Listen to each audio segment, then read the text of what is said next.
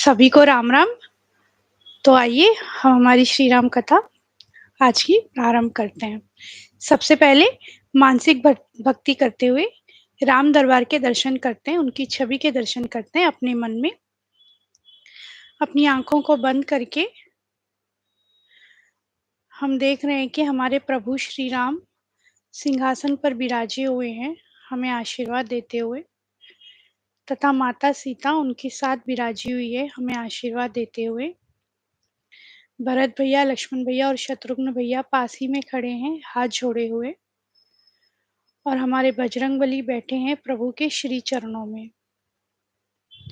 तथा हम प्रभु से निवेदन करते हैं कि हे प्रभु, आपके चरणों में नतमस्तक रखते हुए हम आपसे विनती करते हैं कि हम हमारी ये श्री रामचरितमानस की पोथी सफलतापूर्वक संपूर्ण कर सके, तथा हम पर हमेशा अपनी कृपा बनाए रखना। बोल सियावर रामचंद्र की जय, पवन सुत हनुमान की जय, उमापति महादेव की जय। जय श्री राम। तो हमने देखा था कि सीताराम विवाह हमने देखा था। जयमाला का तो कार्यक्रम हुआ था, उसके बाद हमने पानी ग्रहण संस्कार का कार्यक्रम भी देखा था, यानी कि फेरे। और हम थोड़ा-सा अयोध्या नगरी में गए थे, जनकपुर गए थे हम मानसिक भक्ति करते हुए।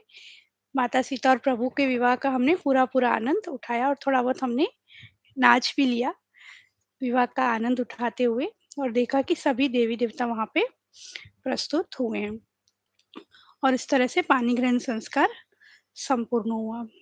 और जनक जी और सुनैना जी, इन्होंने कन्यादान किया, तथा शत्रुघ्न जी, भरत जी और लक्ष्मण भैया का भी विवाह संपूर्ण हुआ। लक्ष्मण भैया का विवाह हुआ उर्मिला जी के साथ, और हमारे भरत जी का हुआ मांडवी जी के साथ, और शत्रुघ्न जी का हुआ श्रुतिकीर्ति जी के साथ। तो इस तरह से चारों बेटों का विवाह हुआ, चारों पुत्रियों के साथ। तो जनक जी की 2 पुत्रियाँ थी और 2 पुत्रियाँ उनके भाई कुशध्वज जी की थी। तो अब जैसे ही हुआ सब, अब थोड़ा-सा आगे आते हैं हम लोग।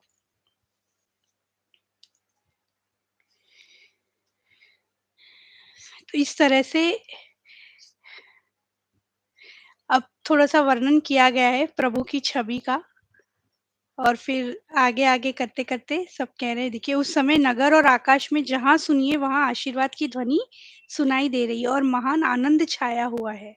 सभी ने प्रसन्न मन से कहा कि सुंदर चारों जोड़ियाँ चिरंजीवी हो, चारों जोड़ियाँ हमेशा चिरंजीवी हो।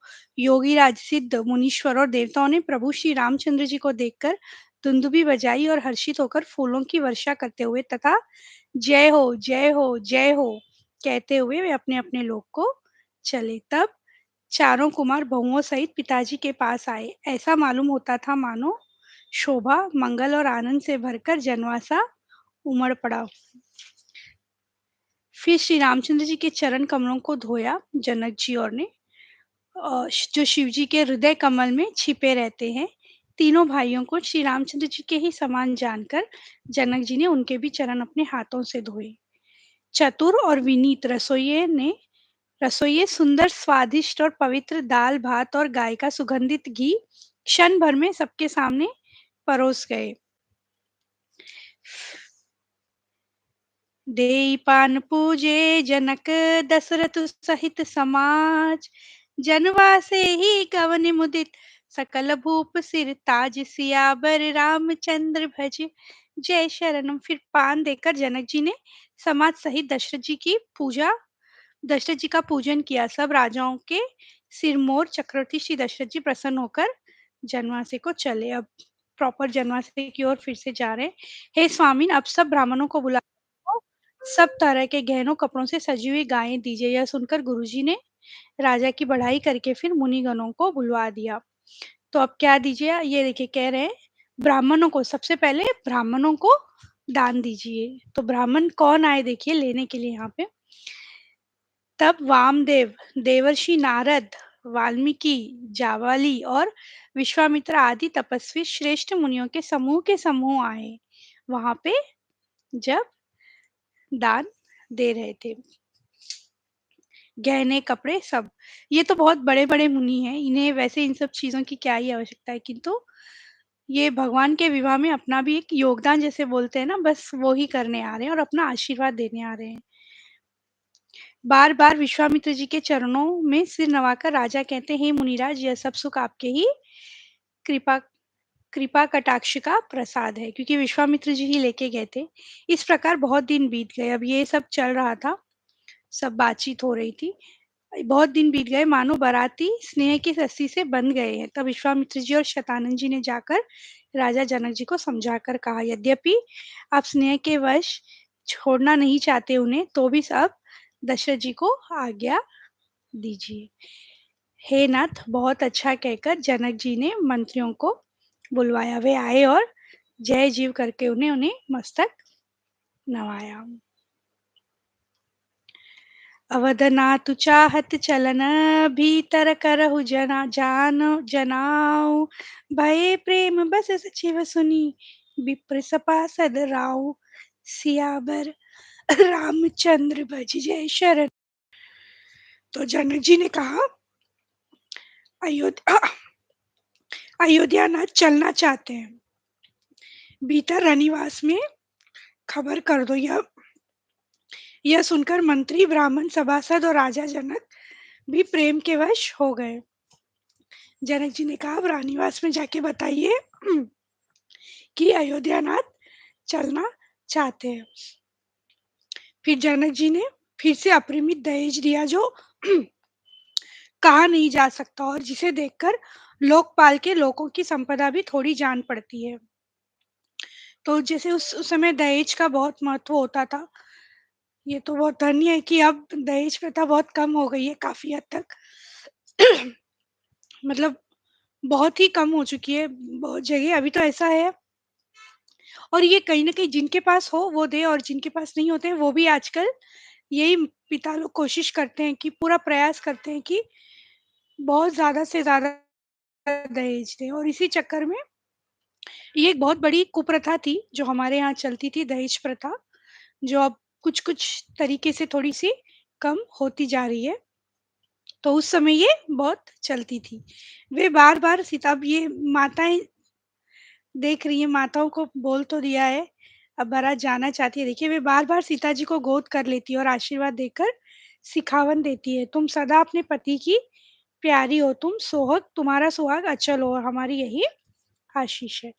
माताओं से तो विदाई के समय बिल्कुल, माता और पिता दोनों ही, तो माताएँ यहाँ पे बिल्कुल छोड़ नहीं पा रही है, सीख दे रही है कि हमेशा अपने पति की प्यारी रहना और सुहागन रहना, तथा सारी जो वहाँ पे स्त्रियाँ थी, सभी ने उन्होंने उन चारों बहनों को धर्म के बारे में बताया, तथा अब ये सब चल ही रहा था। उसी समय सूर्यवंश के पताका स्वरूप श्री रामचंद्र जी भाइयों सहित प्रसन्न होकर विदा कराने के लिए जनक जी के महल को चले। अब बस दामाद भी आ ही गए हैं, बेटियों को ले जाने, विदाई का समय हो गया है। चारों पुत्रों को सभी जी भर के देख रहे हैं। मरने वाला जिस तरह अमृत पा जाए, जन्म का भूखा कल्पवृक्ष पा जाए, और नरक में रहने वाला या नरक के योग्य जीव जैसे भगवान के परम पद को प्राप्त हो जाए हमारे लिए इनके दर्शन, वैसे ही है। सब वहाँ कह रही हैं, चारों जवाई को देखकर। और बस यही सब चल रहा है, कुछ बोल नहीं पा रहे हैं प्रभु श्री राम भी, क्योंकि सब इतने वहाँ पे इमोशनल हो गए हैं। और फिर कहा प्रभु श्री राम ने, सुअवसर जानकर श्री रामचंद्र जी शील, स्नेह और संकोच भरी।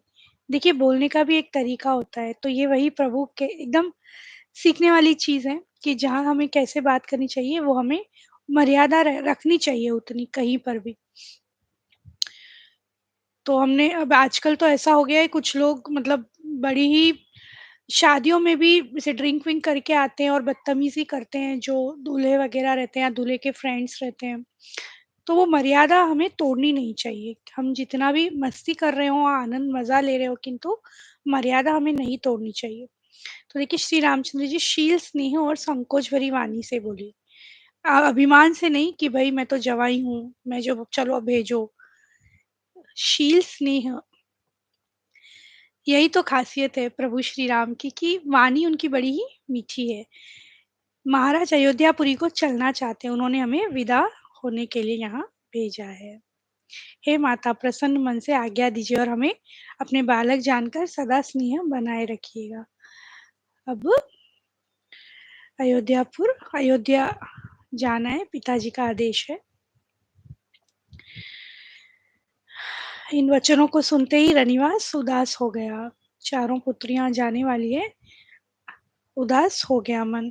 सासुएं प्रेमवश बोल नहीं सकती। क्या बोलेंगी जवाई को, लेके तो जाना ही है पर कुछ बोल नहीं सक रही है। उन्होंने सब कुमारियों को हृदय से लगा लिया और उनके पतियों को सौंप कर बहुत विनती की, बहुत रिक्वेस्ट की। उनके पतियों को सौंप कर विनती करके उन्होंने सीता जी को श्री रामचंद्र जी को समर्पित किया और हाथ जोड़कर बार-बार कहा, हे तात, हे सुजान, मैं बलि जाती हूँ। तुमको तो सब हाल मालूम है। परिवार को, पूर्ववासियों को, मुझको और राजा को सीता प्राणों के समान प्रिय ऐसा जानिएगा। हे तुलसी के स्वामी, इसके शील और स्नेह को देखकर इसे अपनी दासी करके मानिएगा। तो इस तरह से सभी माताएं कह रही हैं चारों जवाइयों को। तो अब ये विदाई का समय तो बहुत, मतलब बहुत ही ज़्यादा इमोशनल होता है। सब स्त्री पुरुष और सखियों सहित सारा निवास प्रेम के विशेष वश हो रहा है। मानो जनकपुर में करुणा और विरह ने डेरा डाल लिया है। जानकी जी ने जिन तोता और मैना को पाल पोस कर बड़ा किया था और सोने के पिंजड़े में रखकर पढ़ाया था, वे व्याकुल होकर कह रहे, वैदेही कहाँ है, वैदेही कहाँ है। मतलब हर कोई, माता सीता अब जा रही है तो बड़े ही व्याकुल हो रहे हैं। जब पक्षी और पशु तक इस तरह विकल हो गए, तब मनुष्यों की दशा कैसे कही जा सकती है। मतलब इतना प्रेम, पशु पक्षी ही उन्हें याद कर रहे हैं तो मनुष्यों की तो क्या हालत हो रही होगी। तब भाइयों सहित जनक जी वहां आए। प्रेम से उमड़कर उनके नेत्रों में भी प्रेम अश्रुओं का जल भर आया। वैसे तो जैसे जनक जी आए, बिल्कुल रोने लगे विदाई के समय। वैसे तो वे परम वैराग्यवान कहलाते थे। जनक जी को परम वैराग्यवान कहते हैं। पर सीता जी को देखकर उनका भी धीरज भाग गया। राजा ने जानकी जी को हृदय से लगा लिया। रोते रोते बिल्कुल बेटी को हृदय से लगा लिया राजा जनक जी ने। अब इतना प्रेम था कि ज्ञान की महान मर्यादा जैसे टूट गई। ज्ञान का बांध जो था वो टूट गया इस प्रेम के चलते। फिर सब उन्हें समझाने लगे और फिर राजा ने विषाद करने का समय न जानकर, मतलब अब इतना दुख विषाद इससे ज़्यादा नहीं सही है। और इस तरह से सारा परिवार प्रेम में विवश है। तो राजा ने सुंदर मुहूर्त जानकर सिद्धि का स्मरण करके कन्याओं को पालकियों पर चढ़ाया, बेटियों को पालकियों में चढ़ाया तथा परंतु जनक जी प्रेमवश लौटना नहीं चाहते थे। जनक जी भी साथ में ही थे किंतु वो लौटना नहीं चाहते थे। फिर दशरथ जी ने सुहावने वचन कहे, हे राजन बहुत दूर आ गए, अब लौटिए। फिर राजा दशरथ जी रथ से उतरकर खड़े हो गए।